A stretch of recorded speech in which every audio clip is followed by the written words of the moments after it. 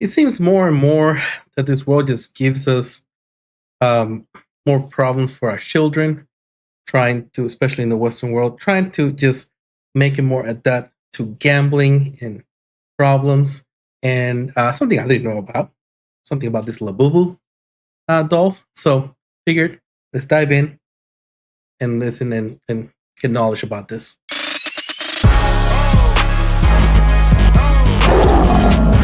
Hello, everybody. Welcome to Rican Muslim, your host, Rican Muslim. And yeah, let's talk about this LABUBU dolls. Never heard of them. I don't know anything about it, but I figure it's important because it's something that has been targeted to our children. So we need to be made aware of this and see what's going on. What the is a LABUBU? Someone said on that video, that is what a French person calls an injury. LABUBU. But seriously, what is a LABUBU? I mean, have you guys also started seeing these freaky gremlin dolls everywhere? They look like little demons. It's just me. It's just me.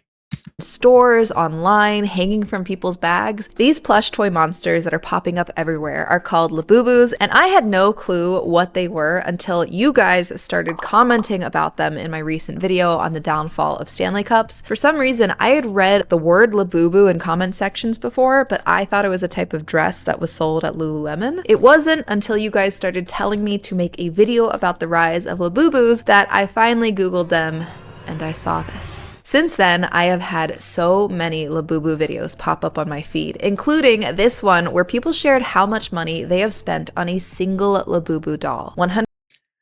It's just crazy. If there's a trend, if it's on social media, people will destroy their lives and their financial livelihood on it just so they could put it on social media. It's like the brain rot just keeps growing and just doesn't stop.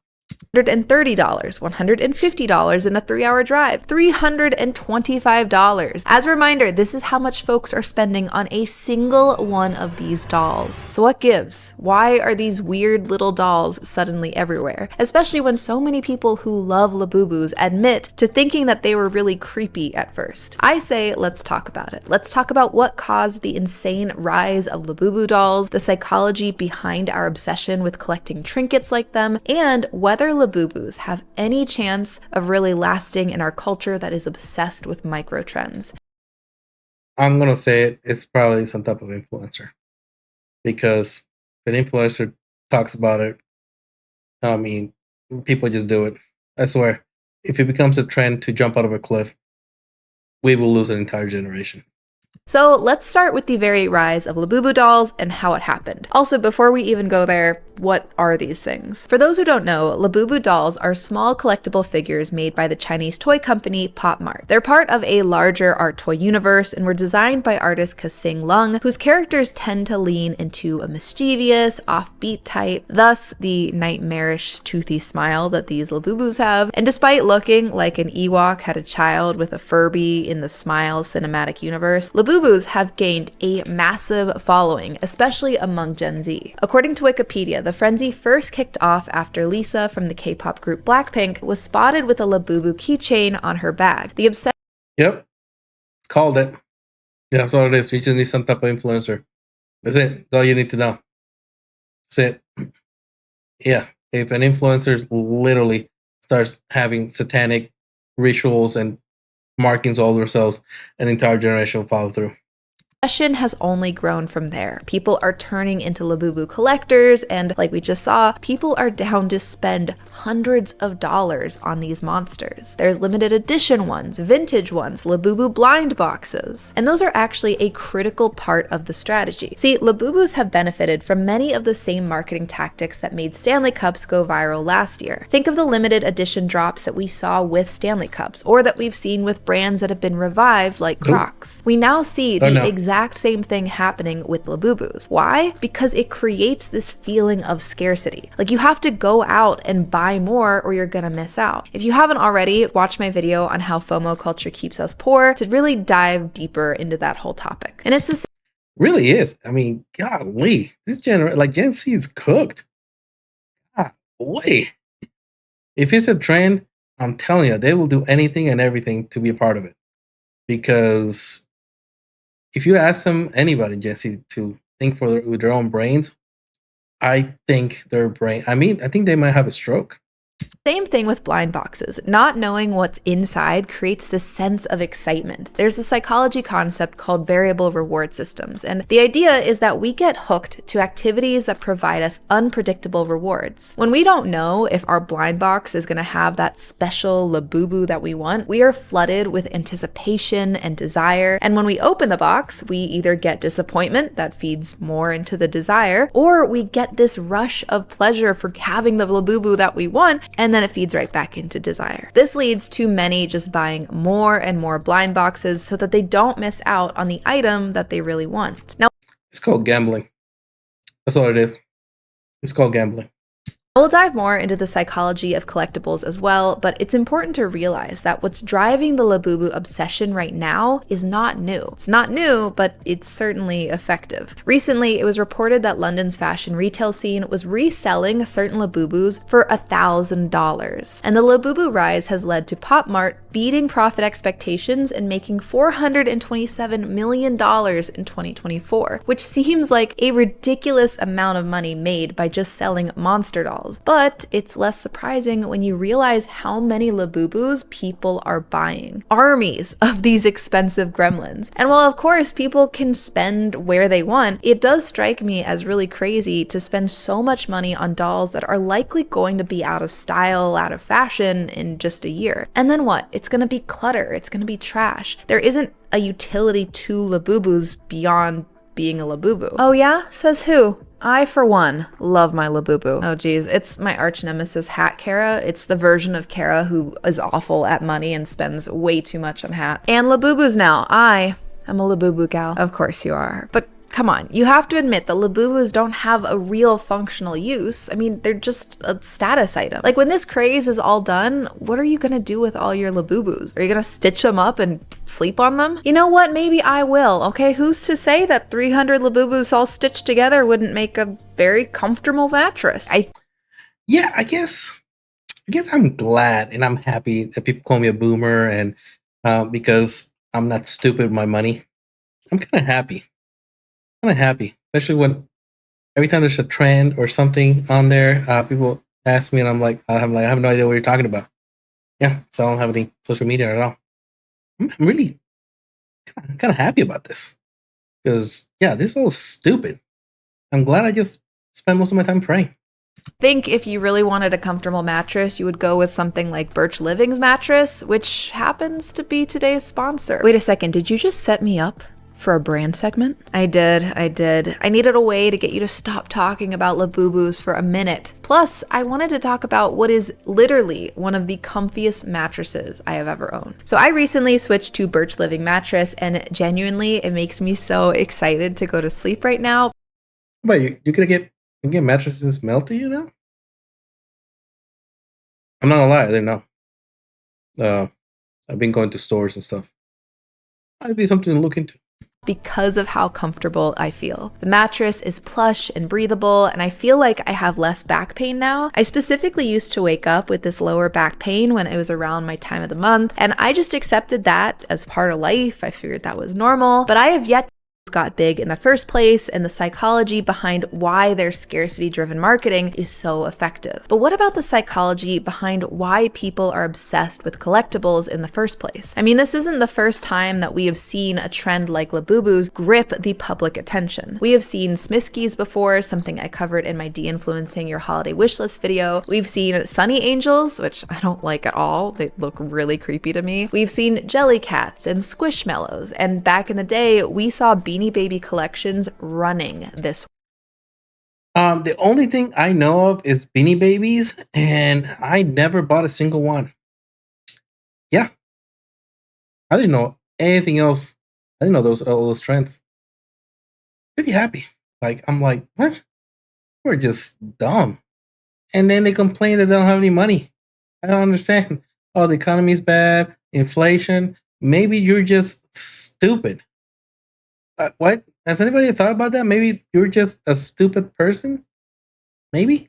World. To the point where people were convinced that they were going to outpace the stock market. People were feral about Beanie Babies, myself included. I was like 5, but I did have a lot of Beanie Babies. I think this history tells us 2 very important things about the LABUBU trend. One is that LABUBU's relevancy is on a countdown. I cannot envision a world where these are a trend that ends up staying. I think that LABUBUs will fall the same way that so many hyper-consumerist microtrends fall, which is eventually becoming clutter and this weird meme that we look back on. And maybe those who spent thousands of dollars on LABUBUs will flinch when they think about what that money could have been worth if they had like invested it instead. So that's one thing that we can learn from history. The other is that humans love collectibles. What is it about us that makes us so into accumulating matching trinkets and displaying them together? When I researched this topic, I don't have any collectibles.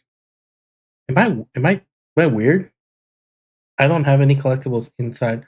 Like, I got a few things from gifted as friends who are collectibles, but it was something like, hey, you play this game, here's a little trinket thing. And I was like, all right, cool.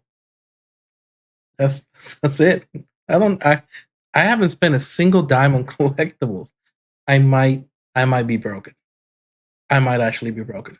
I came across multiple publications drawing a very clear distinction between collecting and hoarding. Because on the surface, collecting could look something like hoarding, but the two are different. As this paper explains, collecting is a widespread normative human activity. The key difference is how symbolism plays into a collector's mindset. Collectors feel like the items that they are collecting somehow symbolize qualities about them. It might be cuteness, joy, a sense of humor, innocence, playfulness, or it could be ruggedness, cleverness, worldliness, worldliness. Yeah, definitely see that. So having little demon plushies says something about you. I think you might be right about that.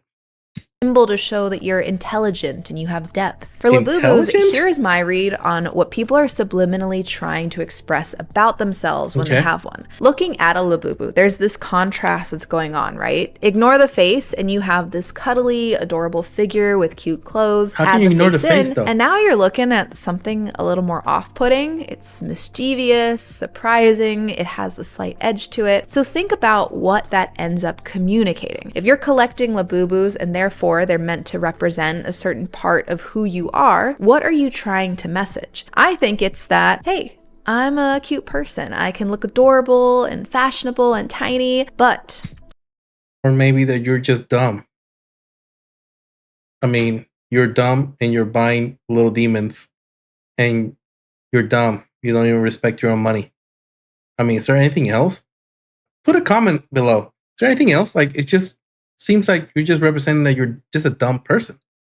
I'm not just cute. I've got a surprising side of me that is a little weird, a little rebellious, that doesn't play into all the cutesy norms. If we look back at Lisa from Blackpink, who helped kickstart this whole trend, her Vanity Fair video talking about LABUBUs shows a lot of this same characterization. She looks glamorous and cute, and yet has a unique and quirky side to her. What I'm getting at is that we use trinkets and collectibles as a way to express ourselves to others, and by doing so, we can also try to find some sense of community. Something that I found really interesting about the LABUBU trend is this sense of, if you know type language used in the community. Like the different...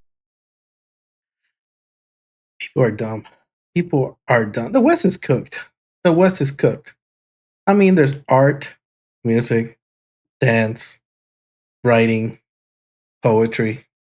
I mean, so many things already that you could represent yourself, and somehow this is it. This is how we've evolved to. Like, you're in the know. Like, man, like, it's just, for me, just like, wow, you're just pathetic.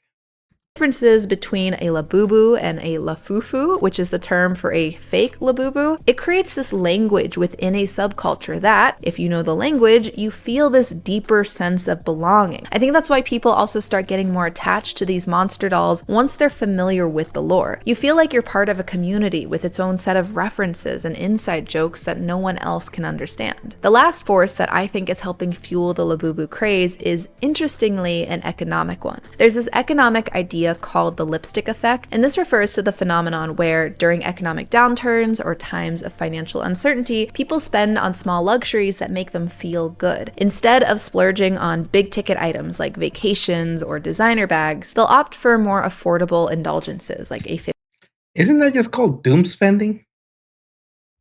Because I heard about that before.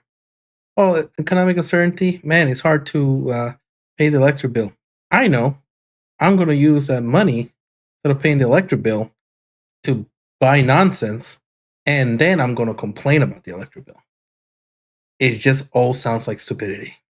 $15 lipstick, or perhaps a $50 blind box toy. LABUBUs hit that sweet spot. They're quirky, collectible, and they feel like a treat, but they don't necessarily break the bank. At least, like, unless you buy, an army of them the way that some people do. Right now, the world is facing a whole lot of economic uncertainty. In my video breaking down the tariffs chaos, I talk about how prices are on the rise and there's a potential recession looming, meaning that many people are looking to cut back on their spending. So during a time when people are looking to cut costs, LABUBUs seem like this accessible way to feel joy, participate in a trend. So, to feel joy, you need to blow the little bit amount of money you have to feel joy. I am so happy I'm Muslim. Because when I'm just not feeling joy, when I'm feeling the most uncertainty, when I'm just like at my wit's end, I put my forehead to the ground. There we go. And then I feel joy because I am getting closer to my God, my Creator, feeling at peace. And then it's like a reset, and I get after it again. I have no need to get myself embroidered into just more nonsense and debt to feel joy. Wow, people are cooked. You need to doom spend to feel joy. I think you need to reevaluate your entire life completely from top to bottom. You need to reevaluate everything about you. If it's the only way you feel joy. Wow. And express identity through consumption. What I worry about, though, is that, just like we talked about before, I don't think this trend is going to last. I feel like this moment of the LABUBU craze is really just one moment amongst many in this larger arc of rotating micro trends and collectibles. Yes, buying yourself a little luxury and expressing yourself through a product, it's not the end of the world by any means. But stretching your budget or over-consuming in the name of something like the LABUBU trend doesn't ultimately feel worth it. Before we start participating in trends like the rise of LABUBUs, it's worth asking ourselves, what are we trying to communicate through those viral items? And is there perhaps a more productive, more real way we can channel our identity or desire for belonging? But what do you— There's probably like a laundry list of things that are better. I mean, I feel joy by giving to my children. I feel joy talk to my family. I feel joy by trying to give to them. You know where I feel joy? Go to the gym, get after it. Feels great. Feels great. Do some push-ups, pray, read the Quran. Say hi to my neighbor. I mean, get a haircut. We're crying out loud. How cooked is this generation? What do you guys think? Are you into the LABUBU trend, or do you know someone who is? And if so, what do you think about this rise of LABUBUs and their potential downfall? I think the West is cooked. I think the West is completely cooked. This generation, wow. I need to doom spend to feel joy. I'm so happy. If I want to, just talking to my daughters, joy. Talking to my parents, joy. Talking to my freaking niece, nephew, my brothers, working. Just go ahead and go get after it. Get after it. It's like, okay, you know what? Boom. I made this amount today. Okay, got it. I'm good. I prayed. Good. Makes me feel good. Do some push-ups. Feels great. Go on a walk. Feels great. Heck, I even wrote a little poem on some other channel that, I don't really do it anymore. But, boom. Like, really? That's the only way you can feel joy? Alhamdulillah for Islam. That's what I gotta say. Alhamdulillah. Let me know what you guys think below. And yeah, we need to pray. We need to pray. Till next time.